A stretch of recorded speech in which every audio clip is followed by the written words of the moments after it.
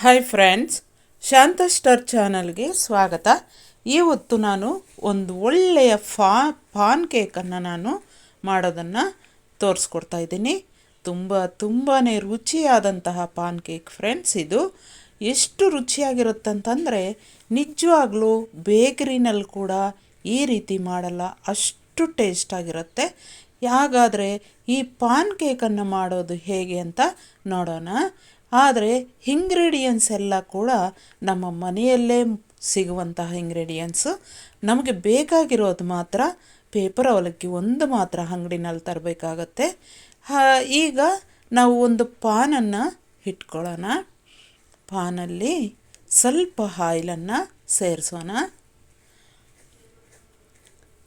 ತುಂಬಾ ಟೇಸ್ಟ್ ಆದಂತಹ recipe friends ಇದು. ಈಗ ಆಯಿಲ್ಗೆ 1-2 ಸ್ಪೂನ್ ಆಯಿಲ್ ಹಾಕ್ಕೊಂಡು ಸ್ವಲ್ಪ ಕಡಲೆಬೇಳೆನ ಸೇರಿಸ್ತಾ ಇದ್ದೀನಿ. ಕಡಲೆಬೇಳೆ ಸ್ವಲ್ಪ ಫ್ರೈ ಆದ ನಂತರ ನಾನು ಉದ್ದಕ್ಕೆ ಕಟ್ ಮಾಡಿಕೊಂಡಿರುವಂತಹ ಒಂದು ಈರುಳ್ಳಿನ ಸೇರಿಸ್ತಾ ಇದ್ದೀನಿ. ಈರುಳ್ಳಿ ಸ್ವಲ್ಪ ಫ್ರೈ ಆಗಲಿ.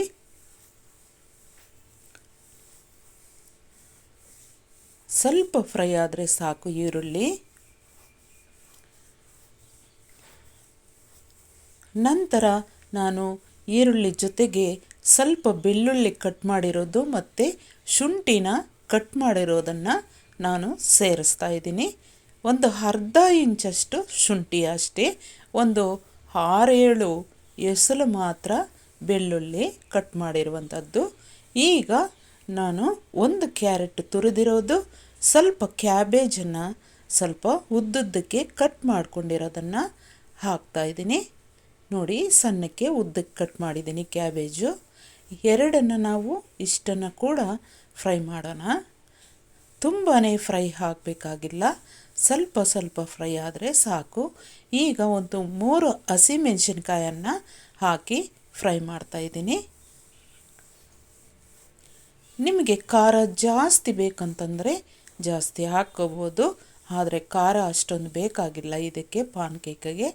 ಈಗ ಅದರ ಜೊತೆಗೆ ಒಂದು ಟೊಮೆಟೊ, ನಾನು ಆಪಲ್ ಟೊಮೆಟೊನ ಉದ್ದುದ್ದಕ್ಕೆ ಹಚ್ಕೊಂಡಿರೋದನ್ನು ಸೇರಿಸಿ ಅದನ್ನು ಕೂಡ ನಾನು ಸ್ವಲ್ಪ ಫ್ರೈ ಮಾಡ್ತಾಯಿದ್ದೀನಿ. ತುಂಬಾ ಯಾವುದೇ ಇಂಗ್ರೀಡಿಯೆಂಟ್ಸು ಫ್ರೈ ಮಾಡಬೇಕಾಗಿಲ್ಲ. ಈಗ ಅದರ ಜೊತೆಗೆ ನಾನು ಸ್ವಲ್ಪ ಪುಡಿ ಉಪ್ಪು, ಸ್ವಲ್ಪ ಗರಂ ಮಸಾಲ, ಸ್ವಲ್ಪ ಕಸ್ತೂರಿ ಮೇಥಿನ ಹಾಕಿ ನಾನು ಫ್ರೈ ಮಾಡ್ತಾಯಿದ್ದೀನಿ. ಈ ಕಸ್ತೂರಿ ಮೆಂತಿ ಹಾಕಿರೋದ್ರಿಂದ ಗರಂ ಮಸಾಲ ಜೊತೆಗೆ ರುಚಿ ಇರುತ್ತಂತಂದರೆ ಅಷ್ಟು ರುಚಿಯಾಗಿರುತ್ತೆ, ಅಷ್ಟೇ ಸ್ಮೆಲ್ಲು ಎಷ್ಟು ಘಮಘಮಿಸುತ್ತಂತಂದರೆ ಅಷ್ಟು ಚೆನ್ನಾಗಿರುತ್ತೆ ಫ್ರೆಂಡ್ಸ್. ಈಗ ನಾವು ಒಂದು ಆಲೂಗಡ್ಡೆನ ಬೇಯಿಸಿರೋದನ್ನು ನಾವು ಮ್ಯಾಶ್ ಮಾಡ್ಕೊಳ್ಳೋಣ.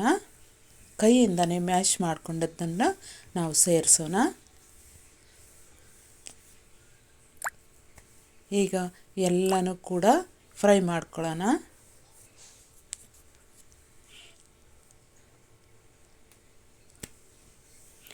ಇನ್ನೇನು ಆಯಿತು. ಸ್ವಲ್ಪ ಕೊತ್ತಂಬರಿ ಸೊಪ್ಪನ್ನು ಉದುರಿಸ್ಬಿಟ್ರೆ ನಮಗೆ ಫ್ರೈ ಆಯಿತು ಎಲ್ಲ ಇಂಗ್ರೀಡಿಯೆಂಟ್ಸು. ಇದು ಸ್ಟಫಿಂಗಿಗೆ ನಾವು ಮಾಡ್ತಾ ಇರುವಂತಹ ಪಲ್ಯ ಫ್ರೆಂಡ್ಸ್. ತುಂಬಾ ರುಚಿಕರವಾದಂತಹ ಸ್ಟಫಿಂಗು ರೆಡಿ ಆಯಿತು. ಈಗ ಇದನ್ನು ಒಂದು ಬೌಲ್ಗೆ ತೆಗೆದಿಟ್ಕೊಂಡ್ಬಿಡೋಣ. ಈಗ ಒಂದು ಬೌಲಲ್ಲಿ ನಾನು ಸ್ವಲ್ಪ ಪೇಪರ್ ಅವಲಕ್ಕಿನ ತೆಗೆದುಕೊಳ್ತಾ ಇದ್ದೀನಿ.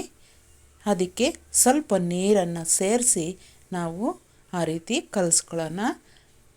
ಒಂದು ಅರ್ಧ ನಿಮಿಷದಲ್ಲೇ ನೆಂದೋಗುತ್ತೆ. ಆ ರೀತಿ ಕಿವುಚ್ತಾ ಇದ್ದರೆ ನಾವು ಅರ್ಧ ನಿಮಿಷದಲ್ಲೇ ನೆಂದೋಗುತ್ತೆ ಪೇಪರ್ ಅವಲಕ್ಕಿ. ನೋಡಿ ಎಷ್ಟು ಬೇಗ ನೆನೀತು. ಈಗ ನಾವು ಇದರ ಜೊತೆಗೆ ಸ್ವಲ್ಪ ಅಂದರೆ ಒಂದು 3 ಸ್ಪೂನಷ್ಟು ಕಡಲೆ ಹಿಟ್ಟನ್ನು ಹಾಕ್ತಾಯಿದ್ದೀನಿ. ಅಂದರೆ ನಾವು ಬೋಂಡ ಮಾಡೋದಿಲ್ವೇ, ಆ ಹಿಟ್ಟನ್ನು ಸೇರಿಸ್ತಾ ಇರೋದು 3 ಸ್ಪೂನ್ ಇದೆ. ಈಗ ಈ ಇಂಗ್ರೀಡಿಯೆಂಟ್ಸ್ ಎಲ್ಲ ಸ್ವಲ್ಪ ನೀರನ್ನು ಸೇರಿಸಿ ಮೃದುವಾಗಿ ಕಲಿಸ್ಕೋಬೇಕಾಗತ್ತೆ. ಇದರ ಜೊತೆಗೆ ನಾವು ಸ್ವಲ್ಪ ಉಪ್ಪು ತಕ್ಕಷ್ಟು, ರುಚಿಗೆ ತಕ್ಕಷ್ಟು ಉಪ್ಪು, ಸ್ವಲ್ಪ ಖಾರದ ಪುಡಿನ ಸೇರಿಸ್ತಾ ಇದ್ದೀನಿ. ಇಷ್ಟು ಇಂಗ್ರೀಡಿಯೆಂಟ್ಸನ್ನು ನಾವು ಸ್ಮೂತಾಗಿ ನಾವು ಮಿಕ್ಸ್ ಮಾಡ್ಕೊಂಬಿಡೋಣ. ನೋಡಿ, ಆ ರೀತಿ ಅದಕ್ಕೆ ಇರಬೇಕು ನಾವು ಮಿಕ್ಸ್ ಮಾಡ್ಕೊಂಡಂತಹದ್ದು ಇಂಗ್ರೀಡಿಯೆಂಟ್ಸ್ ಎಲ್ಲ. ಈಗ ಒಂದು ಸ್ಟವ್ ಮೇಲೆ ಪಾನನ್ನು ಇಟ್ಕೊಂಡು ಪಾನ್ಗೆ ನಾವು ತ್ಯಾವದ ಬಟ್ಟೆಯಿಂದ ಒರೆಸೋಣ.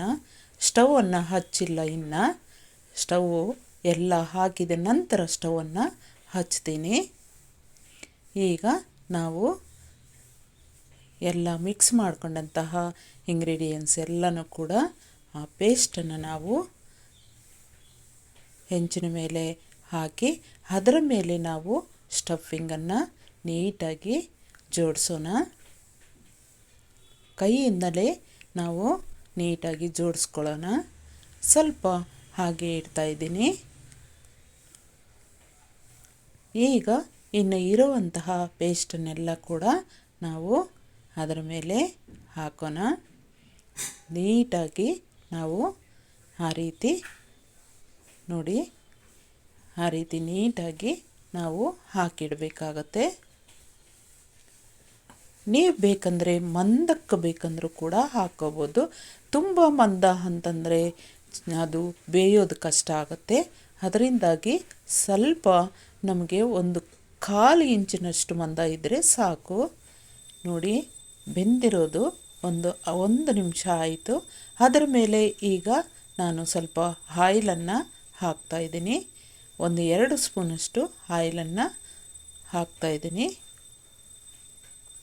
ಈಗ ಮತ್ತೆ ಪ್ಲೇಟನ್ನು ಮುಚ್ಚಿ ನಾನು 1 ನಿಮಿಷ ಬೇಯಿಸ್ಕೊಳ್ತಾ ಇದ್ದೀನಿ. ಈಗ ನಾವು ಅದನ್ನು ಇನ್ನೊಂದು ಕಡೆ ತಿರುವಾಕಬೇಕಾಗತ್ತೆ. ಹಾಗೆ ನಾವು ತೆಗೆದರೆ ಆಗೋದಿಲ್ಲ.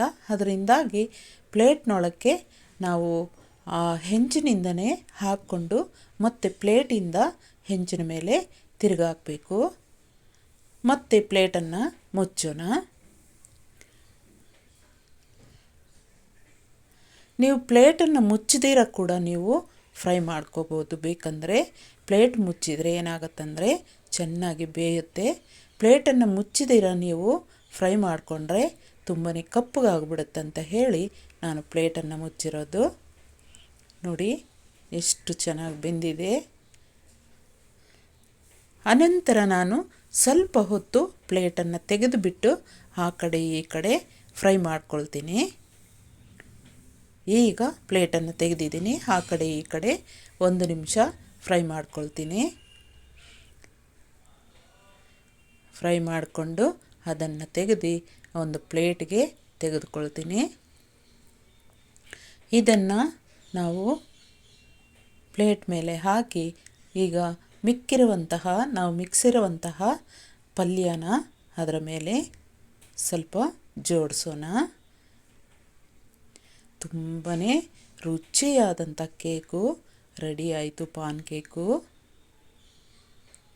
ಎಷ್ಟು ಇರುತ್ತೆ ಅಂತಂದರೆ ನಿಜವಾಗ್ಲೂ ಒಂದು ಸಲ ಟ್ರೈ ಮಾಡಿ ನೀವು ಮತ್ತೆ ಮಾಡಿಕೊಡ್ತೀರ ಮಕ್ಕಳಿಗೆ.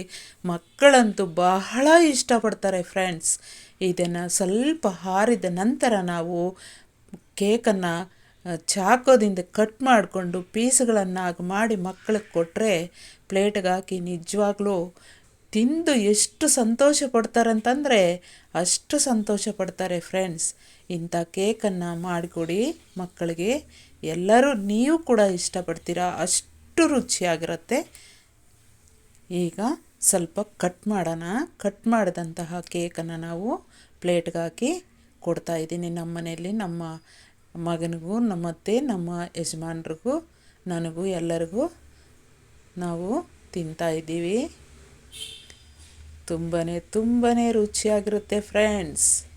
ಅಷ್ಟು ರುಚಿ ಇರುತ್ತೆ ನಿಜವಾಗ್ಲೂ. ಒಂದು ಸಲ ಟ್ರೈ ಮಾಡಿ ಪ್ಲೀಸ್. ನಮ್ಮ ಚಾನಲನ್ನು ಯಾರು ಹೊಸದಾಗಿ ನೋಡ್ತಾ ಇದ್ದೀರೋ ಅವರು ಸಬ್ಸ್ಕ್ರೈಬ್ ಮಾಡ್ಕೊಳ್ದೇ ಇರೋ ಸಬ್ಸ್ಕ್ರೈಬ್ ಮಾಡ್ಕೊಳ್ಳಿ, ಶೇರ್ ಮಾಡಿ, ಕಮೆಂಟ್ ಮಾಡಿ, ಲೈಕ್ ಮಾಡಿ ಫ್ರೆಂಡ್ಸ್.